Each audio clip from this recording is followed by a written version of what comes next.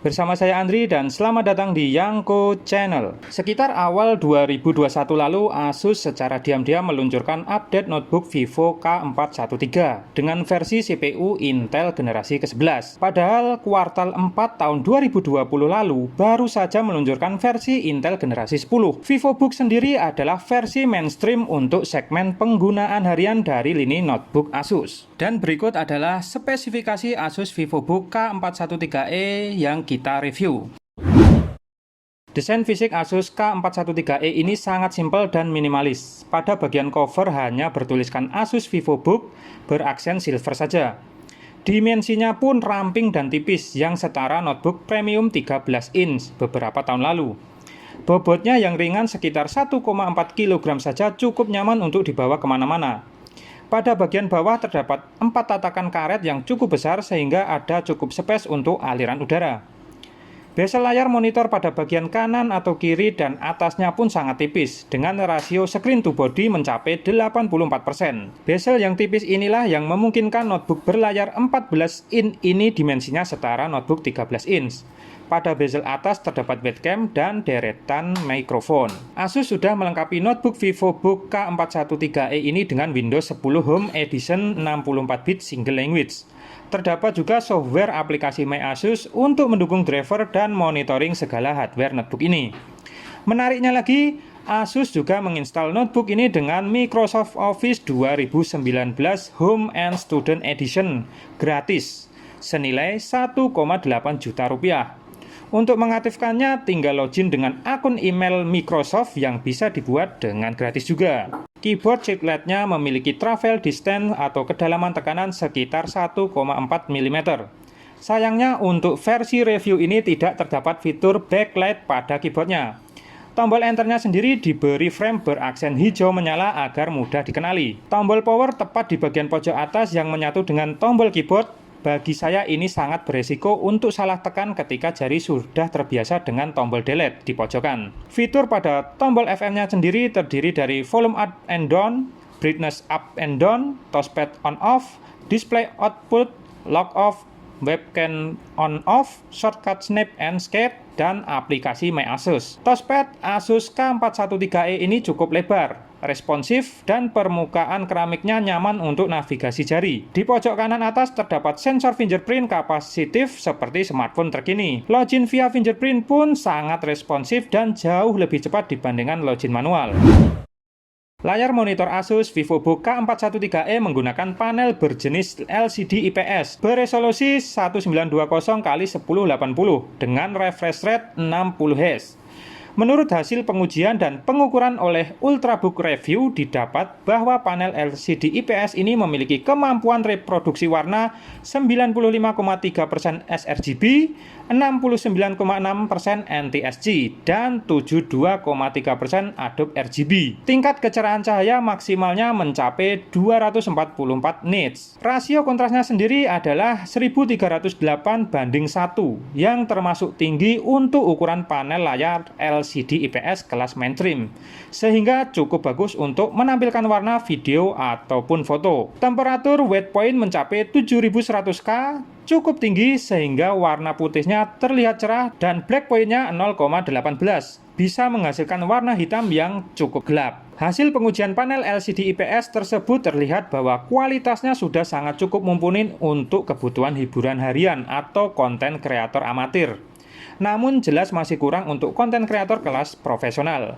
Hal ini wajar mengingat notebook ini menyasar kelas mainstream. Pada masa WFH dan sekolah daring saat ini, kebutuhan akan webcam dan mikrofon terintegrasi pada laptop menjadi begitu penting. Asus VivoBook K413e dilengkapi webcam basic dengan resolusi 720p atau 1280x720 dan 3 buah mikrofon yang mendukung fitur noise cancellation atau peredam suara bising. Kualitas gambar dan audio webcamnya lumayan jernih, bahkan bisa lebih baik daripada webcam USB di bawah 500 ribuan. Sistem audio notebook Asus VivoBook K413e ini menggunakan speaker stereo yang mengarah ke bawah atau down fairing. Lokasinya berada di sisi bawah kanan dan kiri. Suaranya cukup kencang dan jernih. Sudah sangat cukup bagus untuk aktivitas multimedia. Notebook Asus VivoBook K413e ini walaupun tipis dan berada di kelas mainstream, namun sudah dibekali dengan berbagai port colokan input-output yang cukup mumpuni. Port pendukung data dan ekspansi aksesoris diantaranya 1 kali USB 3.2 generasi pertama tipe A, 1 kali USB 3.2 generasi 1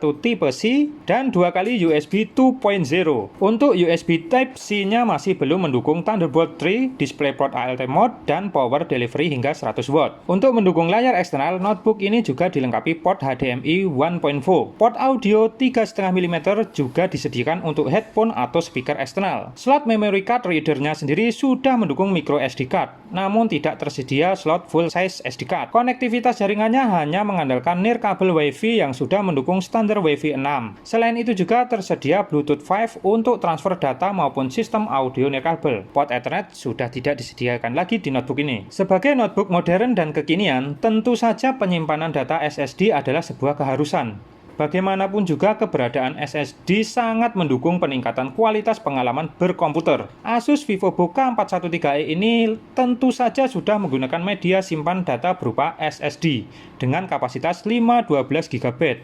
Memang bukan yang terbesar, tapi sudah sangat cukup besar untuk kebutuhan komputerisasi harian. SSD notebook ini menggunakan Intel 660p NVMe M2.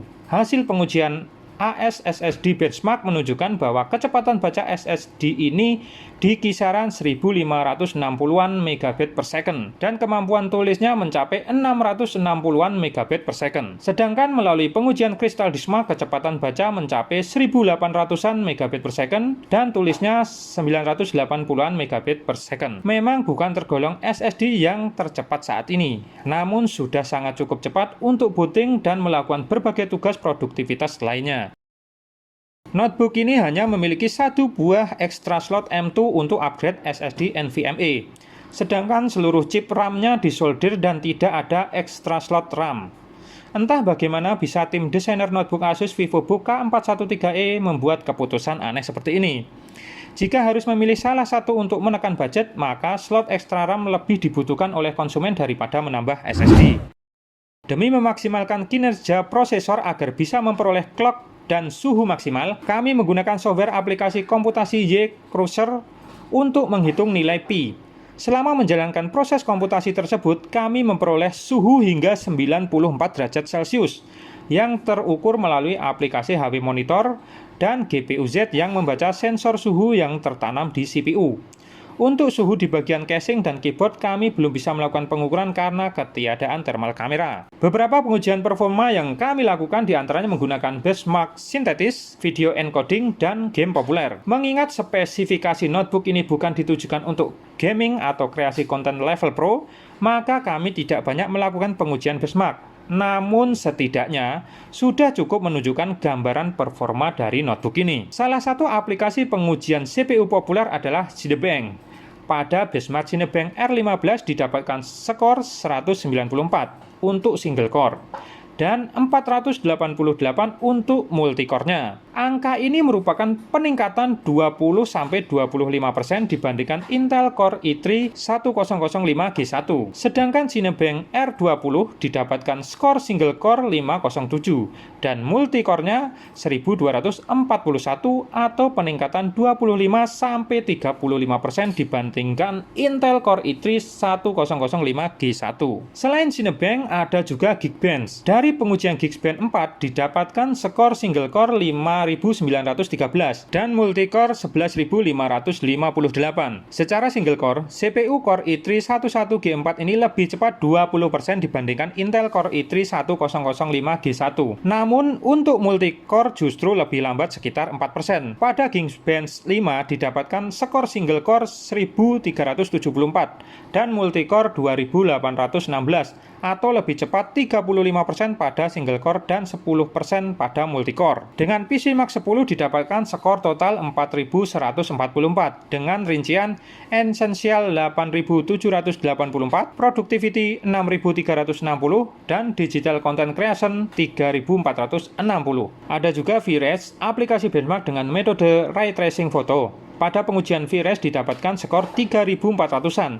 Sebagai perbandingan, Core i3 10100 desktop CPU mencetak skor 3500-an, atau bisa dikatakan setara dengan Core i3 115G4 pada Asus K413E ini. Untuk pengujian GPU, kami menggunakan game online multiplayer populer seperti CSGO dan Dota 2. Pada CSGO dengan settingan grafik low dan resolusi 1080p, kita bisa mendapatkan FPS sekitar 40-50 fps. Memang tidak cepat, tapi sudah cukup playable. Pada pengujian Dota 2 kami menggunakan settingan grafik fastest pada resolusi 1080p, bisa didapatkan FPS sekitar 95-110 fps, sangat ringan dan playable. Saatnya kita sampai ke kesimpulan. Pada awal rilis di pasaran, harga notebook Asus VivoBook K413e versi Core i3 generasi 11 yang kami review ini sekitar 9 jutaan. Namun, saat ini sudah di atas 10 jutaan karena stok yang relatif langka. Dari berbagai pengujian disimpulkan bahwa notebook ini memang ditujukan untuk menyasar kelas mainstream, namun tetap mempertimbangkan aspek ultra portable sebagaimana ultrabook kelas premium. Ada beberapa poin kelebihan dari notebook ini yang bisa kami jabarkan. Di antaranya, yang pertama adalah dimensinya. Dimensinya tipis dan compact yang sangat portable. Yang kedua, desain minimalis yang kekinian. Yang ketiga, keyboard dan touchpad yang nyaman digunakan. Yang keempat, fingerprint kapasitif yang cukup responsif.